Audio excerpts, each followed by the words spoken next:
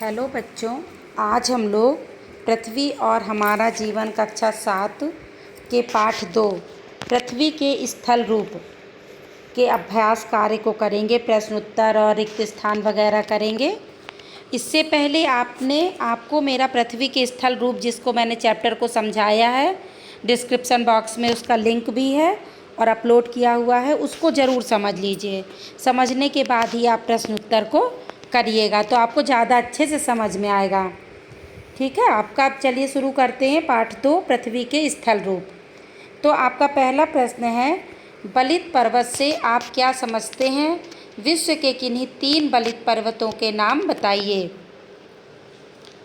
तो उत्तर है आपका, जब चट्टानों में पृथ्वी की आंतरिक शक्तियों के कारण मोड़ या बलन पड़ जाता है तो उसे बलित या मोड़दार पर्वत कहते हैं।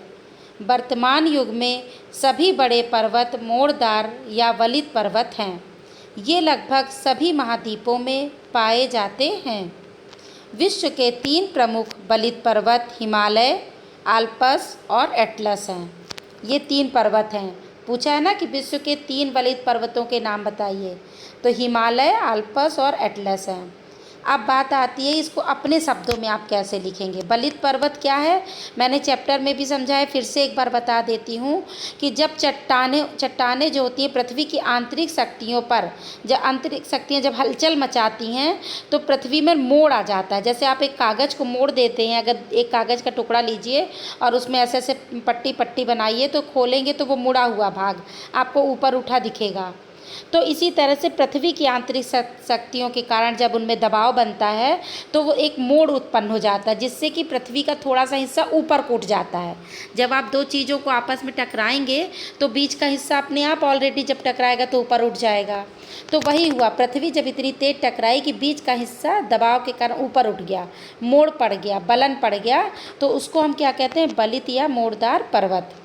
तो आपको समझ में आ गया कि पृथ्वी की आंतरिक शक्तियों के कारण जो मोड़ और वलन भी उसी को कहते हैं, वही बलित पर्वत या मोड़दार पर्वत कहलाते हैं। और वर्तमान युग में सभी बड़े जो पर्वत हैं, बड़े बड़े पर्वत, वो सभी मोड़दार पर्वत के उदाहरण हैं, बलित पर्वत के, और ये सभी महाद्वीपों में भी पाए जाते हैं। तो विश्व के 3 बलित पर्वत हैं, हिमालय, आल्प्स और एटलस, है ना। समझ में आ गया होगा आपको। अब इसको अच्छे से लिख लीजिएगा। दूसरा है आपका प्रश्न, ज्वालामुखी किसे कहते हैं? ज्वालामुखी पर्वत कैसे बनते हैं? तो इसका उत्तर है, ज्वालामुखी भूपटल पर एक मुख या खुला द्वार होता है। इस रास्ते में मैग्मा या लावा पृथ्वी के धरातल पर आता है।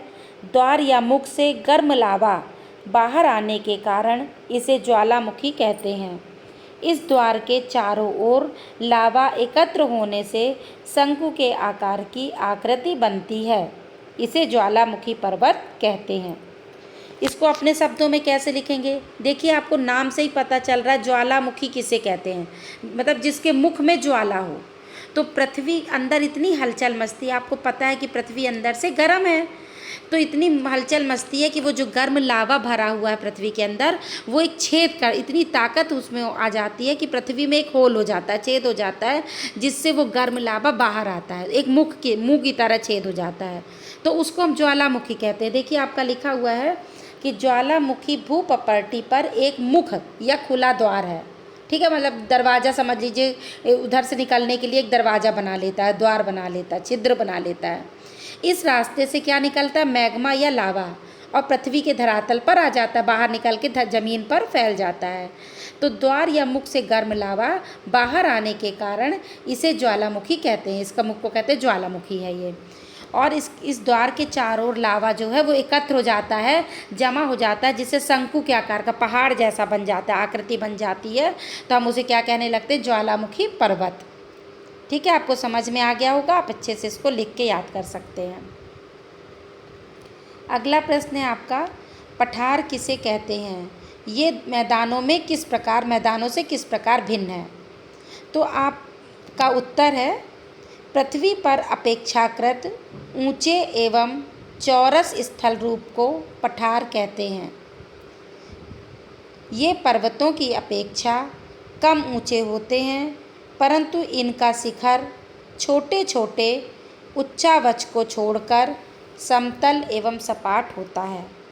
पठार के किनारे खड़े ढाल वाले होते हैं, जबकि भूपटल पर समतल किंतु निचले स्थल रूपों को मैदान कहते हैं। इनका ढाल मंद होता है तथा छोटे छोटे उच्चावच को छोड़कर ये समतल एवं सपाट होते हैं। ये तो आपकी किताबी भाषा हो गई। आपको 3 चीज़ों में अंतर समझना है, पठार, पहाड़ और मैदान, है ना। और यहाँ पर आपसे पूछ रहा है कि पठार किसे कहते हैं और मैदान से उसमें अंतर पूछ रहा है।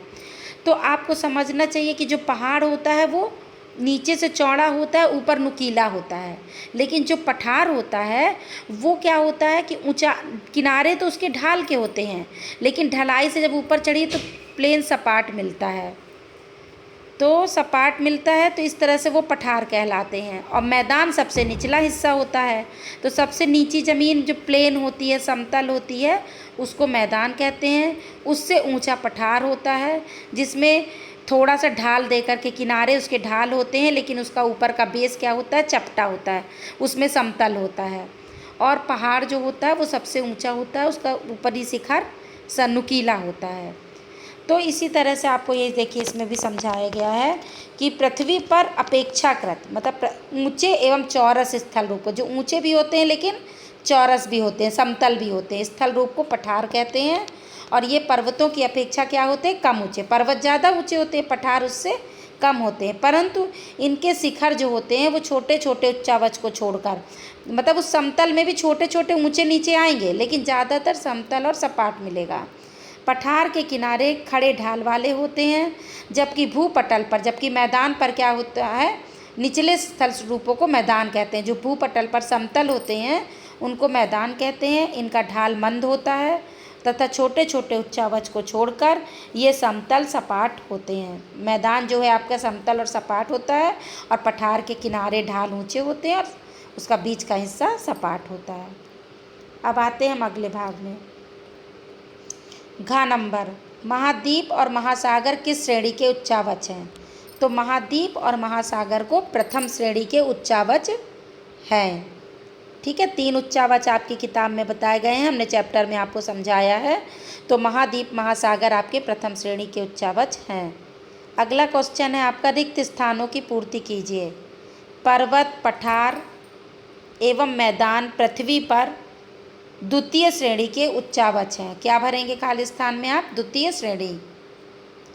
दूसरा है आपका, भारत का एकमात्र ज्वालामुखी अंडमान एवं निकोबार द्वीप समूह में बैरन द्वीप पर है। कहाँ, किस द्वीप पर है? बैरन।